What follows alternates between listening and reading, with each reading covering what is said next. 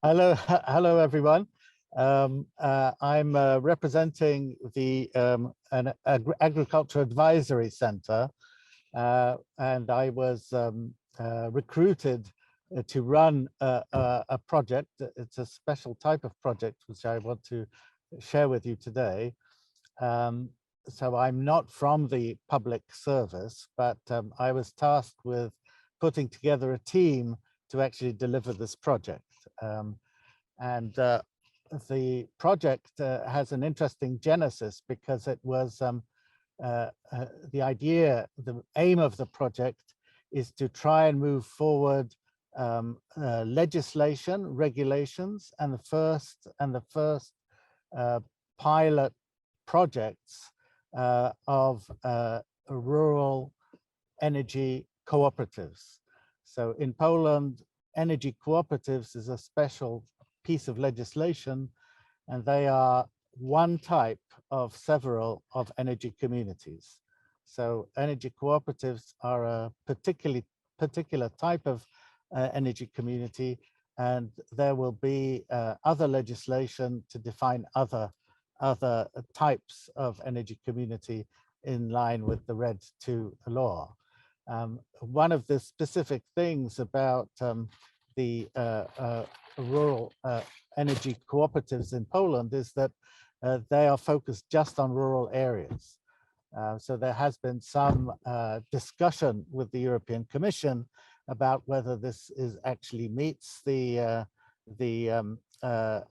RED II directive or not. And the position of the Polish government is that energy cooperatives are an instrument of rural development policy, and they are being promoted as such. So the project was born out of motivation at the Ministry of Agriculture, and there were some discussions with the ministry in Germany of Agriculture and Energy, and this led to a project, the Ronaldo project, which has been running now for 2 years, and it's just coming to an end. So the Ronaldo project is something that's financed mostly by the European Commission and partly by the German government, but it was developed by the Polish Ministry of Agriculture, which has been very much involved in the implementation. So the project was implemented in 2 provinces of Poland. Poland has 16 provinces, and the Kujawsko-Pomorskie is one province, and I will show you a map in a minute as to where this is. And the Agriculture Advisory Center, which is part of a public agricultural advisory system. So there is one advisory center for each province. And these advisory centers are concerned with all aspects of rural and agricultural development, but they are part of the central government, the national government structure. So the Kujawsko-Pomorskie Agricultural Advisory Center is one of the biggest in Poland, was tasked with piloting this idea of energy communities to actually identify and support the first pilot communities in this province. What is interesting is that the agricultural advisory centers in Poland have no expertise and no history and no experience in energy related issues. So it was a completely new thing. It was criticized at the beginning, but the approach that was used, which is, I think, what will be of interest to you, was mostly focused on organizing expertise in a way, in a partnership way. So what has happened through the Ronaldo project is that a kind of ecosystem of energy advice and energy community expertise has been assembled in order to assist the municipalities that decided to actually try to set up an energy community, an energy cooperative. It kind of sounds complicated, but I think herein lies the innovation of this particular project, because the second motivation for the project is to figure out how energy communities in rural areas can receive support. And I think what has happened through this project is a recognition that it's one thing to have technical support and support related to regulations of various kinds. It's quite another to have the support of a kind of accompaniment, of leading, going down a path through all the kind of complications that arise.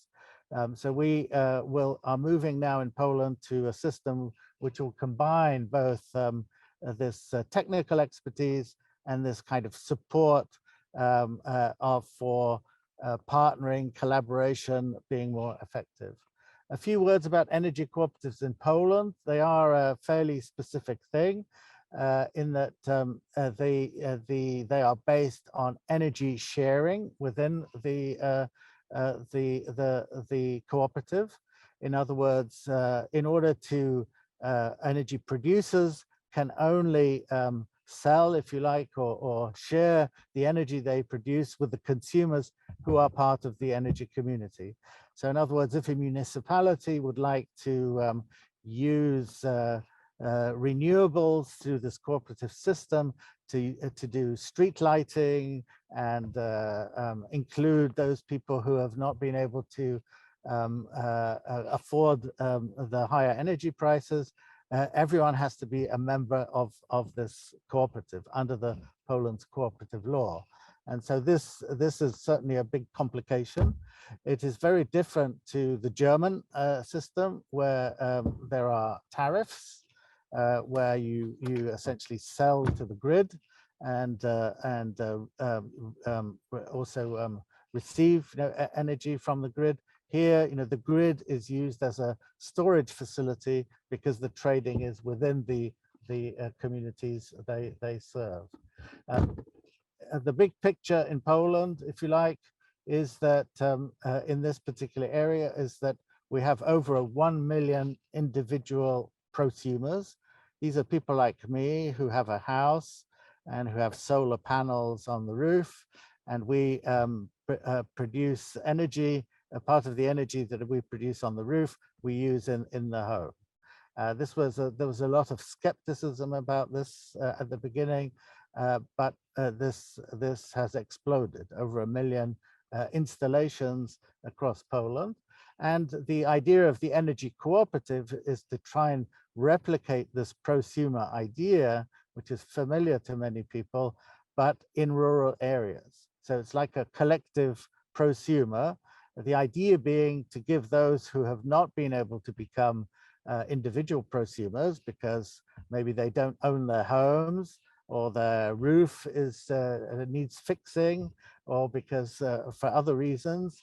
This is a way that those individuals can be involved. And the recent the war in Ukraine, the energy prices, the difficulties in accessing even coal fuel, which is still the main fuel for heating in many rural areas in Poland, has all meant that there's this enormous interest in this particular form of prosumerism that the Polish government is promoting. So our Prime Minister and the Minister of Agriculture, who is a Deputy Prime Minister, now actively talks about energy cooperatives. And of course, there is a big gap between the idea and the pathway to actually achieve it. And this is really where the energy, the Ronaldo project comes in. The Ronaldo project has also generated many other project ideas, and this is an opportunity for engaging with the Polish system for those who are outside. This is much of what has happened to date is very inward looking. The Polish regulatory process is quite complicated and difficult to understand. But because there are now over 50 of these initiatives at various stages of implementation, there are particular communities to work with. One of the outcomes of this Ronaldo project is a campaign and about energy cooperatives specifically. And here's the website. There are some films that are being made and blogs and so on. Some of this will be available in English. So it's also a way of connecting into the Polish scene. What were the innovative practices that really came out of this? Well, I've mentioned the main one today. It's an approach. Just because the Ministry of Agriculture and the legislation says that a municipality can be part of an energy community, doesn't necessarily mean that this is so. So if the legal advisor of the mayor says that it's not possible for various reasons, then there are blockages in the system. So legal interpretations is a big kind of barrier that needs to be overcome. And so in order to overcome that, this idea of accompaniment, of accompanying an energy initiative from the very beginning, from the idea to the kind of regulatory registration that needs to happen, and then the actual trading itself and the investment that's needed in order to build the capacity. So the advisory center in the Kujawsko-Pomorskie has kind of pioneered a way of organizing this expertise. So in other words, irrespective of change of government and so on, there is this group of individuals and institutions which are committed to this energy cooperative idea. So this includes not just my company, but also the university in Bydgoszcz, the municipalities themselves that are undergoing the process, and so forth. So it's like a mutual support system. Often it's not just technical and legal advice. It's as one of the previous speakers mentioned, the mental thing, when you're alone and you're a pioneer, you need a kind of encouragement or someone to speak to. So it's also that. So there, at the moment, there are 7 initiatives in the Kujawsko-Pomorskie region at various stages of development. Each of them have a municipal dimension where the municipality plays an important role. And here's a slide of the legal basis, which defines what is possible. So we're talking about electricity, but we're also talking about heat. I won't go into the details of it, but the important thing is that in contrast to Germany and other member states, the energy exchange or sharing or trading it happens between members of the community, so of the cooperative. So that's a constraint, but it's also a big opportunity. Here's the map, 16 regions in Poland. Kujawsko-Pomorskie right in the middle, in the north, not quite by the sea, but a big agricultural area. So this is an area where we have big 1,000-hectare farms, and some of these are, of course, involved in this energy cooperative movement. This just shows the locations of the seven cooperatives. It's important to bear in mind the scale of this. There are 7 of these initiatives, but there are 140 rural and rural-urban municipalities in the Kujawsko-Pomorskie region. So we're talking about a marginal activity, and the idea is how to go from 7 to 100. This is the challenge for future years. What needs to happen? So part of it is money, part of it is regulation, but mostly it's to do with this advice and mutual support. The experts are not in the center; they are in the various communities themselves. So just I'm just going to, there's a whole kind of system that we've developed, which I won't go into now. A key thing is a tool, a calculator that calculates different scenarios of benefits and costs. And this is a way of actually getting people to talk to each other. because everyone comes into this discussion by saying, whether it's a municipality or an individual, they want to know what benefit they will get individually. They're not interested in the collective. So there is a need for a tool, which we use a lot now, in order to have a conversation about the rules. I won't, it just illustrates how it is. In terms of the challenges, the main challenges in this work is how to do partnerships, a partnership project across in a society that's highly polarized and divided politically, but also in other ways. This has been a challenge, but we have succeeded in this. So this should be, project should be seen as a model of this. In another province, the people who operate the project are from the opposition parties. So it's an example of how you can work across party lines. It's also another challenge is dealing with kind of bureaucratized structures within the advisory system, but also with local action groups, which are seen as an important vehicle for taking forward energy cooperatives in the future. So how is that going to work?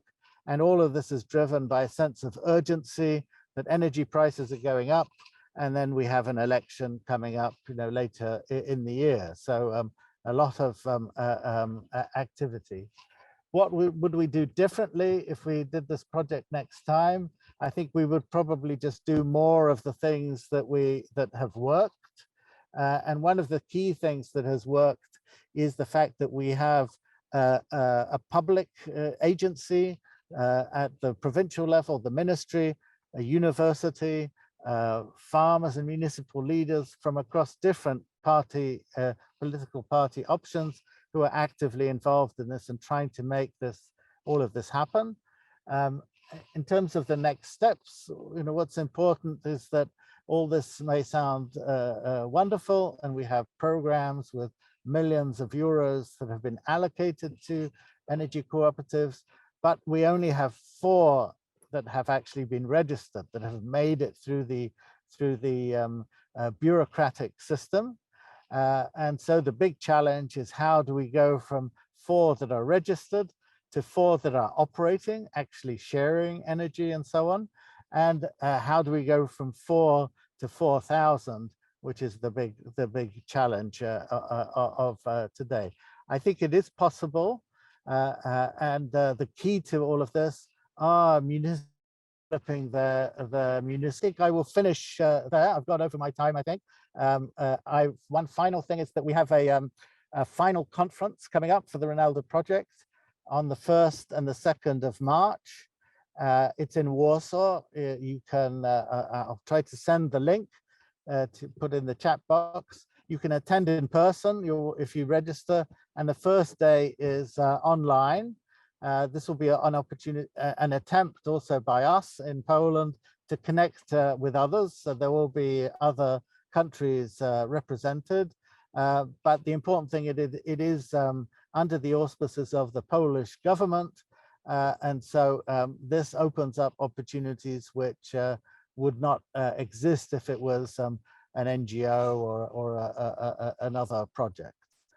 So thank you very much for your attention. Apologies for going over the time, but I hope you found this interesting. Thank you.